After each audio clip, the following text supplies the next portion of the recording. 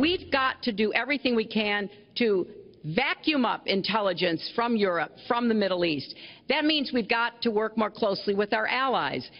And that's something that Donald has been very dismissive of. Well, so that is Hillary Clinton. So do actions speak louder than words? What kind of communication does she have with allies or after an operation or with her officials in the field? Let's bring in now Greg Hicks. He's a former deputy chief of mission at the U.S. Embassy and a whistleblower with this whole Benghazi investigation. He's also worked along with Libya as well as Syria, Yemen, and Afghanistan. Greg, first off, when you heard Hillary Clinton talk about a willingness to work and coordinate, what are your thoughts? Well, you know, I wrote a lot of talking points when I was a diplomat at the State Department, and my favorite was always actions speak louder than words.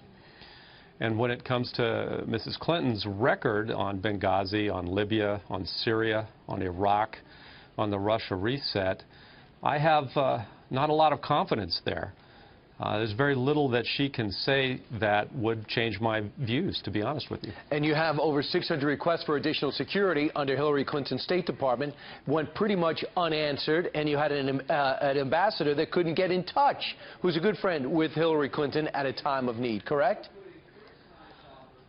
He was in dire straits in Benghazi, and of course, he was relying on us to do that, and we called back, and sadly the response didn't get there in time. So it's been a tragedy.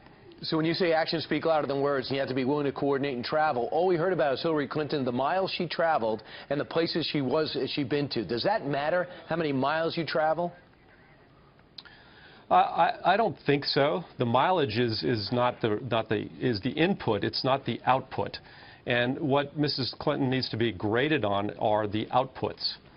And again, look at Libya today, look at Syria today, look at Iraq today, look at over 500,000 people, poor innocent people who have died.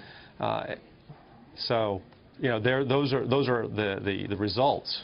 So, Greg, what I'm getting from you with all your years of experience in the State Department is we are desperate for a change of perception and reality on the world stage, and what you saw on that stage was more of the same policies, and it concerns you. Very much so. I saw exactly the Mrs. Clinton that I've seen for most of my life. And on Mr. Trump, on the other hand, I think raised the most important national security issue that we face today, and that's the issue of North Korea. And he's spot on in saying that China has to be pushed to disarm North Korea.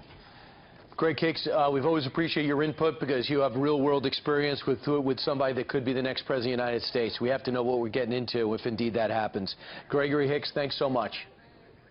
Thank you very much, Brian. Appreciate it.